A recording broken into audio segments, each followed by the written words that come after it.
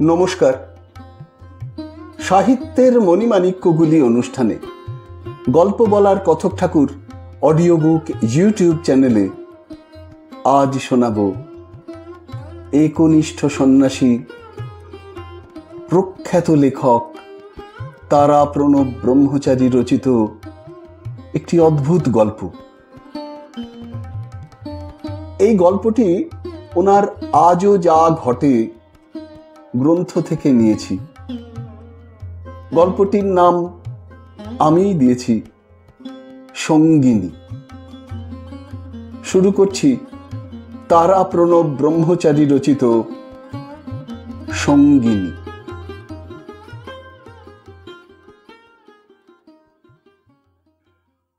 শেষ পর্যন্ত পাশ কাটানো গেল না। বাসের সঙ্গে সংঘর্ষ বাঁধল মোটরটার। একটু আগেও কালো রঙের চকচকে মোটরটা দৌড়চ্ছিল প্রাণপণে, একরকম আমাদের মোটরের সঙ্গে রেষারেষি করে। আমাদের গাড়িটার উপর ও গাড়িটার জাতক ক্রোধ হয়ে উঠেছিল যেন। ও গাড়িতে প্রথমে উঠতে গিয়ে উঠিনি আমরা বলতে আমি আর আমার খুড়তুতো ভাই। রাগে ফুঁসতে ফুঁসতে দুজন পাঞ্জাবি যুবক কারটা নিয়ে আমাদের পাশে পাশেই চলছিল। ইলোরার গুহা দর্শনার্থী বোঝাই অন্য কার বাসগুলোকে পেছনে ফেলে রেখে সদর্পে এগিয়ে গেল। অন্য গাড়ির চেয়ে ও গাড়িটা মজবুত, নতুন রঙে রঙিন। গাড়িটার ড্রাইভার অন্য গাড়ির ড্রাইভারদের বিদ্রুপ করে বলেছিল, হুজুর, গাড়ি যেমন ড্রাইভারও তেমন। কত সব ভালো সার্টিফিকেট দিয়ে গেছে এই গরিবকে। এই গরিব পাথুরে রাস্তায় গাড়ি চালাতে, উঁচু নিচু বাঁকের মুখে ঘোরাতে ওস্তাদ, জুড়ি নেই কেউ আর। সত্যি ড্রাইভার একটুও বাড়িয়ে বলেনি।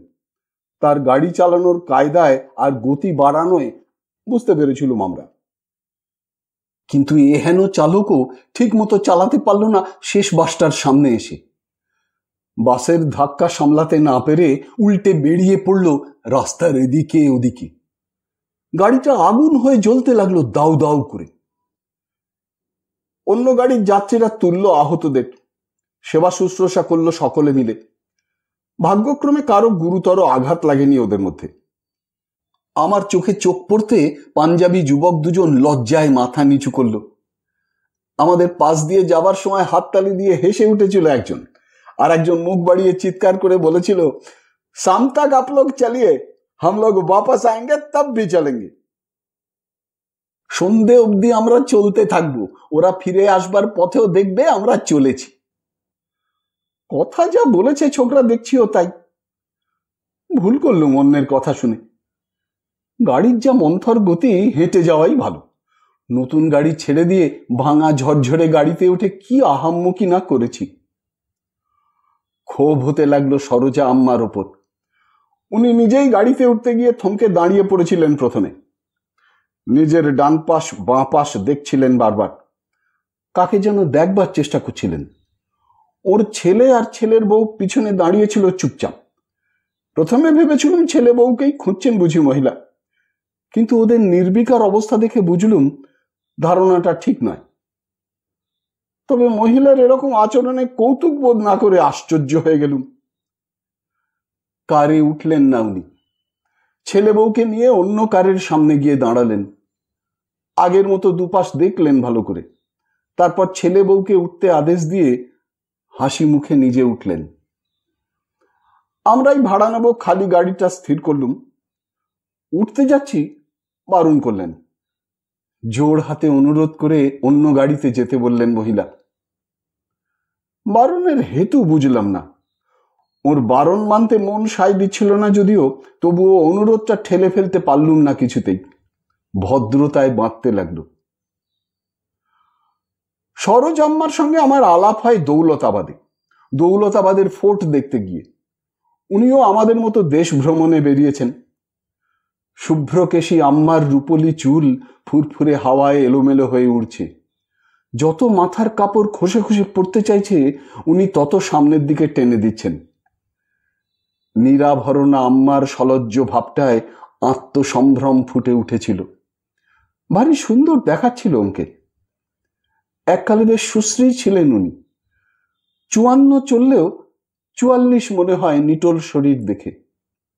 কথা কইতে কইতে বয়সের কথাটা বলেছিলেন আম্মা। তামিলনাড়ুর মেয়ে উনি, শ্বশুরবাড়িও ওইখানেই। স্বামীকে হারিয়েছেন বছর 5 স্বামীর সঙ্গে এসেছিলেন বেড়াতে এখানে, আজ এসেছেন ছেলের সঙ্গে আবার। সরোজা আম্মা পাহাড় ঘেরা আঁধেরি ফোর্টের অন্ধকার রাস্তার ইতিবৃত্ত বলে গেলেন অনর্গল ভাবে। আগের বারে গাইডের মুখে শুনেছিলেন তিনি সব, এবারের গাইডকে কোনো কথা বলতেই দিলেন না। টর্চ জেলে নির্বাক মুখে দাঁড়িয়ে রইল শুধু গাইড। শত্রুপক্ষ পুল পেরিয়ে দুর্গের ব্ল্যাকআউট রোডে এসে পড়লে অন্ধকারে দিশেহারা হয়ে যেত। দুদিকের দুটো পথ, একদিকে আগুন জেলে রাখা হতো। সেই সর্বগ্রাসী আগুনের হলকা থেকে বিপরীত দিকে পালাতে গেলে পাহাড়ের গায়ে ধাক্কা খেয়ে খাদের গভীর জলে পড়ে যাবে। মাঝখানে দাঁড়ালে ওপর থেকে ফুটন্ত তেল ঢেলে দিয়ে মেরে ফেলবে শত্রুপক্ষকে দুর্গরক্ষী। অন্ধকারে শত্রুপক্ষকে নিঃশেষ করে ফেলবার জন্যে ওপরে নিচে আশেপাশে আত্মগোপন করে জেগে পাহারা দিত রক্ষীরা। মরণ বিষে ডোবানো লোহার কাঁটা ছড়িয়ে রাখত এই পথের সর্বত্র। পায়ে ফুটলে নির্ঘাত মৃত্যু শত্রুপক্ষের। সরোজা আম্মার কথা বলবার কায়দা ইতিহাসকে জীবন্ত করে চোখের সামনে এনে দাঁড় করিয়ে দেয় একেবারে। ওর বলার সঙ্গে আমরা অতীতকে কাছে পেয়েছিলুম বেশ কিছুক্ষণ। সরোজা আম্মার মধুর ব্যবহারে মুগ্ধ হয়ে গেছিলুম আমি, কিন্তু সেই আম্মারই ওপর বিরক্ত হয়ে উঠেছিলুম গাড়িটা পাশ দিয়ে চলে যেতে। এখন কালো কারটা বাসের মুখে পড়তে বুকটা কেঁপে উঠল আমার। উঠলে এই দুর্ঘটনায় পড়তে হতো আমাদেরও। অনিচ্ছা সত্ত্বেও আম্মার নিষেধ মেনে খুব রক্ষে পেয়ে গেছি আমরা। কিছুক্ষণ আগের ক্ষোভ বিরক্তি মন থেকে মুছে গেল মুহূর্তে। শ্রদ্ধা এলো আম্মার ওপর, কিন্তু নানা প্রশ্ন তোলপাড় করতে লাগলো ভেতরে। ভবিষ্যতের ঘটনা আগে থেকে কি করে জানলেন উনি? নিশ্চয়ই উনি জানতে পেরেছিলেন, তাই ও গাড়িতে ওঠেননি, উঠতে দেননি। ড্রাইভারকেও মানা করেছিলেন এ সময়টা গাড়ি চালাতে। পাঞ্জাবি যুবক দুটিকেও উঠতে নিষেধ করেছিলেন। ওদের 3 জনের একজনও আম্মার কথায় কান দেয়নি। বিদ্রুপের হাসি হেসে উঠেছিল 3 জনেই। পাঞ্জাবি যুবক দুটি কারণ জানবার জন্য জেদ ধরেছিল। আম্মার এক উত্তরই বেরিয়েছিল মুখ দিয়ে বারবার, ভালো মনে হচ্ছে না। নতুন গাড়ি, ভালো মনে না হবার কি আছে? আপনার ভালো না লাগে আপনি যাবেন না, অন্যকে ভাঙাবেন কেন? রাগ করে এই কথাগুলো বলেছিল ড্রাইভার। যুবক দুটিকে ডেকে নিয়ে স্টার্ট করে দিয়েছিল মোটরটা। বেশ গম্ভীর হয়ে উঠেছিল আম্মার মুখখানা, একটা বিপদের ছায়ায় ছেয়ে গেছিল। গাড়িটা দুর্ঘটনায় পড়তে আমাদের কার থেকে নেমে পড়েছিলুম আমরা যেমন, তেমনি আম্মাও নেমে পড়েছিলেন ওর কার থেকে। এগিয়ে গেছিলুম ওর কাছে, জিজ্ঞাসু দৃষ্টিতে তাকিয়েছিলুম। মনের প্রশ্ন বুঝেছিলেন হয়তো উনি। বলেছিলেন, এখানে এখন নয়, ইলোরার এক একটা গুহা দেখার সময় অনেক গল্প হবে, আপনার জানবার কৌতূহল মিটে যাবেক্ষণ। এরপর আর অন্য কথা চলে না। যে যার গাড়িতে ফিরে এসেছিলুম আমরা। এক এক করে সমস্ত গাড়ি বাস চলতে শুরু করলো আবার ইলোরার দিকে। থামলো গাড়িগুলো পাহাড়ের সামনে এসে। নামলুম আমরা। পাহাড়ের ধার কেটে রাস্তা চলেছে। ওপরে উঠলুম আমরা। ভিতরে গুহা। ইলোরায় 3টি ধর্ম সম্প্রদায়ের অপূর্ব মিলন ঘটেছে। বৌদ্ধ, হিন্দু, জৈন সম্প্রদায়ের গুহাগুলো যেন ঢেউ খেলে যাচ্ছে পাহাড়ে। 29 নম্বর গুহার ভেতর থেকে বেরিয়ে একটু বিশ্রাম নেবার ইচ্ছে হলো। ঝর্ণার জলের কাছে এগিয়ে গেলুম। ওপর থেকে নামছে ঝর্ণা, নিচে গভীর খাদে বয়ে চলেছে। নিচে থেকে সাদা ধোঁয়া উঠছে। দাঁড়িয়ে দাঁড়িয়ে দেখছি, জুড়িয়ে যাচ্ছে 2 চোখ। পাশে এসে দাঁড়ালেন সরোজা আম্মা। দৃশ্যটি দেখলেন খানিক, বসলেন। আমাকেও বসতে বললেন। বসে আছি আমি।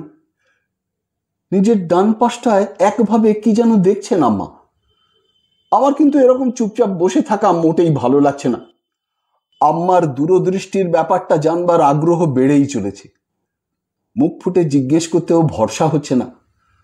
পাহাড়ে আসবার আগেই উনি নিজে জানিয়েছিলেন জানতে পারবো সব, কিন্তু জানতে পারবার কোনো লক্ষণই তো দেখতে পাচ্ছি না। আমার অবস্থা শোচনীয় হয়ে উঠতে লাগলো। না পারছি উঠে যেতে, না পারছি বসে থাকতে। ধৈর্য পরীক্ষার অবসান হলো আমার। ডান পাশ থেকে দৃষ্টি ফেরালেন সরোজা আম্মা। আমার দিকে তাকিয়ে বললেন, ভবিষ্যৎ দেখার কোনো সাধনা আমার জানা নেই, ও সম্বন্ধে কিছু পড়িনি, শিখিও নি। ভীষণ বিরক্ত হয়ে উঠলুম আম্মার উপর। মনে মনে গজরাতে লাগলুম, স্পষ্ট বলে দিলেই তো হতো, বলবো না। এত ভূমিকা করবার কোনো মানেই হয় না।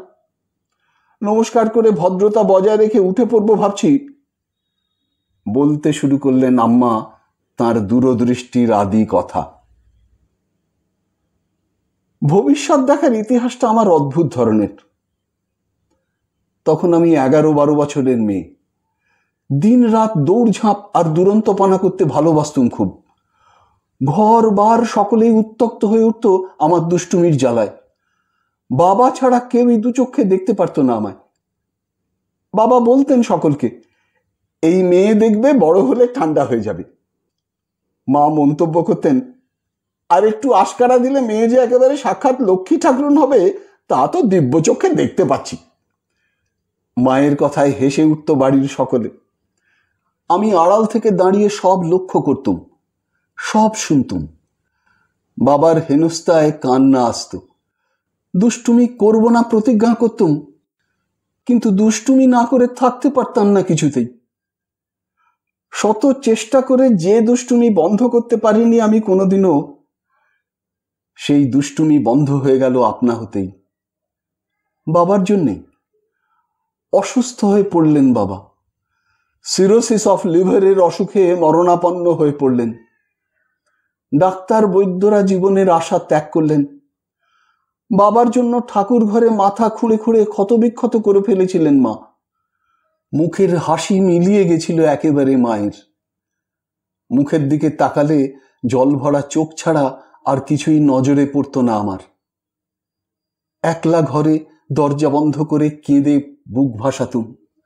জোড় হাত করে বলতুম, ঠাকুর, বাবাকে বাঁচাও, আমাকে মেরে ফেলো। দরজায় ঘা পড়ত। আয়নার সামনে গিয়ে দাঁড়াতুম নিজেকে সামলে নেবার জন্যে। কাজল ধোয়া চোখে কাজল পরে দরজা খুলে বেরিয়ে আসতুম। যে এলো তার কাছে আত্মগোপন করে বলতুম, সাচ্ছিলুম। পিছন ফিরে তাকিয়েই দৌড়ে পালিয়ে যেতুম সেখান থেকে। এইভাবেই চলছিল আমার কিছুদিন অবধি।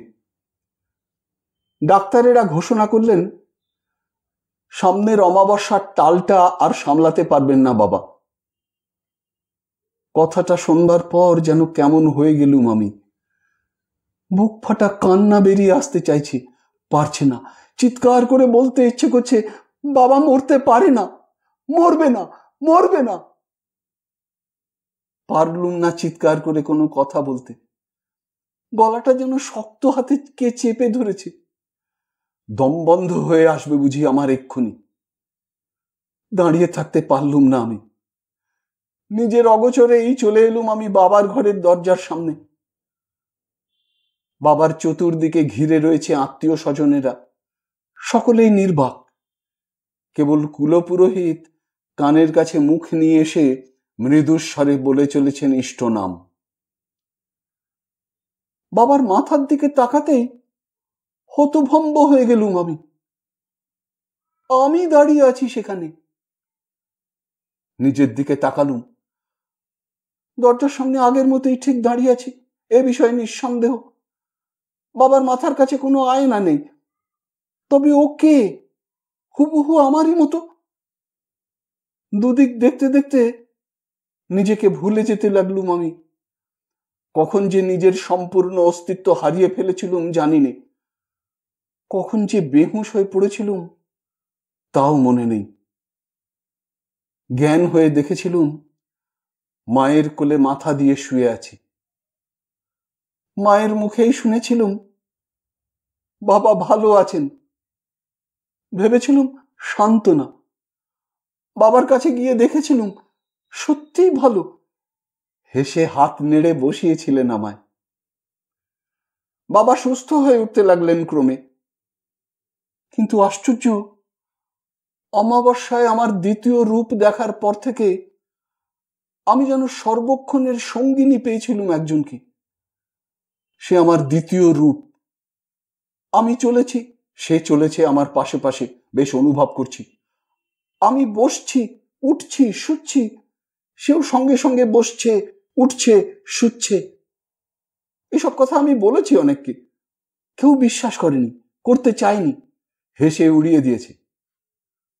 মনের ভুল ভেবে ভুলতে চেষ্টা করেছি আমার সঙ্গিনীকে। সঙ্গিনী কিন্তু ভুলতে দেয়নি তাকে এক মুহূর্তের জন্যেও। সদা সর্বদা আমাকে আগলে আগলে রাখতো যেন। তখন আমার বিয়ে হয়ে গেছে, সেটা 1928 সালের কথা। শ্রী নারায়ণ গুরু স্বামী মারা গেছেন সবে। ওর আদর্শ আমি মনে প্রাণে গ্রহণ করেছিলুম। সব মানুষেরই এক জাত, এক ধর্ম, এক ঈশ্বর। ওর উদ্দেশ্য পূরণ হয়েছিল। ত্রিবাঙ্কুরের মহারাজ সকল জাতের মন্দিরে প্রবেশের অধিকার স্বীকার করে নিয়েছিলেন। পরে আইনও পাশ হয়েছিল। আমাদের গ্রামে প্রাচীনপন্থী আর নবীনপন্থী দুটো দল গড়ে উঠল। নবীনপন্থীদের দলে প্রাচীনপন্থীদের আনবার অনেক চেষ্টা করেছিলুম স্বামী স্ত্রীতে আমরা।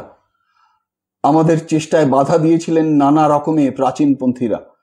তাঁরা জাত বিচার তুলে দেবার নামে খর্গহস্ত হয়ে উঠেছিলেন।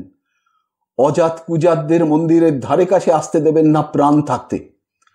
কার্ডেমাম পাহাড়ের দুর্ধর্ষ উরলিদের দিয়ে আমাদের শেষ করতেও চেয়েছিলেন। উরলিরা যখন আমাদের বাড়ি ফেরার পথে সুযোগ সুবিধে বুঝে চতুর্দিক থেকে ঘিরে ধরেছিল একদিন, মাথার উপর জোড়া জোড়া হাতে ছোরা উঁচিয়ে ধরেছিল, অসহায় অবস্থায় চারিদিকে তাকিয়ে তাকিয়ে দেখেছিলুম। সাহায্য করবার মতো কাউকে ধারে কাছে দেখিনি, কিন্তু পরিষ্কার দেখতে পেয়েছিলুম আমার সঙ্গিনীকে। যে পাশে ফিরেছি সেই পাশেই দেখেছি। একা সে বহু হয়ে গেছিল যেন সেদিন। হঠাৎ আমার বেপরোয়া ভাব এলো একটা। স্বামীর হাত ধরে ওদের ভ্রুক্ষেপ না করেই চলতে লাগলুম। মন্ত্রের মতো কাজ হলো। আস্তে আস্তে সরে গেল ওরা নির্বিবাদে। বিপদমুক্ত হলাম আমরা। শেষ হতে হতে রয়ে গেলুম। বিস্ময়ের অন্ত ছিল না আমাদের সেদিন। আমার সঙ্গিনীর আগলানো ছাড়াও আর একটা জিনিস লক্ষ্য করেছি আমি বিশেষভাবে। আমার কাছ থেকে অদৃশ্য হয়ে গেছে ও সময় সময়। এই সময়টায় বিপদমুক্ত হতে পারিনি আমি কোনো রকমে। স্বামীর সামান্য অসুখে আমি দেখতে পাইনি সঙ্গিনীকে। অনেক চেষ্টা করেছিলুম, পাশে এসে দাঁড়ায়নি। যত দিন যাচ্ছিল তত অজানা যন্ত্রণায় অস্থির হয়ে পড়ছিল আমার ভেতরটা। ডাক্তাররা বলেছিলেন ভয়ের কোনো কারণ নেই, ঠান্ডা লেগে অনেক সময় ওরকম সামান্য ঘা হয়েই থাকে অনেকের জিভে।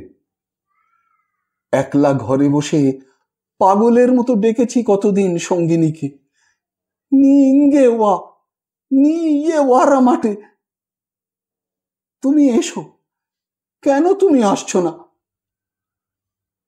আমার এত ডাকা সত্ত্বেও শুনতে পাইনি সঙ্গিনী। সামান্য ঘাই ক্যান্সার হয়ে দাঁড়ালো শেষ অবধি। ছেড়ে চলে গেলেন উনি আমায়। এরপরে না ডাকতেই এসেছে সঙ্গিনী আবার আমারই পাশে। আবার সরেও গেছে সময় সময় বিপদের সংকেত জানাবার জন্যে। একটু থেমে বললেন সরোজা আম্মা, আজকেও ওই মোটরটায় উঠবার সময় দেখতে পেলুম না সঙ্গিনীকে। ডান পাশেও না, বাঁ পাশেও না, সরে গেছিল তখনও। রুদ্ধ নিঃশ্বাসে এতক্ষণ ধরে শুনছিলুম আমি সরোজা আম্মার মুখে ওর দূরদৃষ্টির গোপন কথা। দু চোখ ঘুরছে আমার ওর ডান পাশে বাঁ পাশে। শিশুর হাসি ছড়িয়ে পড়ল সরোজা আম্মার মুখখানায়। উনি বললেন, কি দেখছেন? সঙ্গিনীকে? আছে আমার পাশেই।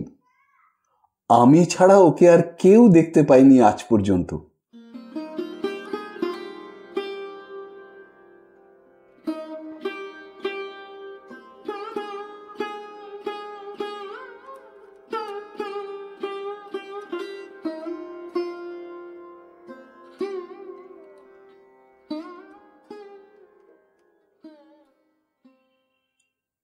শুনলেন তারা প্রণব ব্রহ্মচারী রচিত সঙ্গিনী। যদি এই অনুষ্ঠানটি আপনার ভালো লেগে থাকে তবে অবশ্যই একটি লাইক দিয়ে আমায় উৎসাহিত করবেন। যারা এখনো আমার এই চ্যানেলটিকে সাবস্ক্রাইব করেননি তারা অবশ্যই সাবস্ক্রাইব বোতামটি টিপে চ্যানেলটিকে সাবস্ক্রাইব করে নেবেন এবং ভিডিওর কমেন্ট বক্সে আপনার মূল্যবান মতামত জানিয়ে চ্যানেলটিকে আরও এগিয়ে নিয়ে যেতে আমায় সাহায্য করবেন।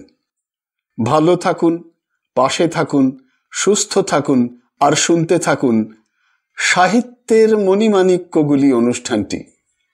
নমস্কার।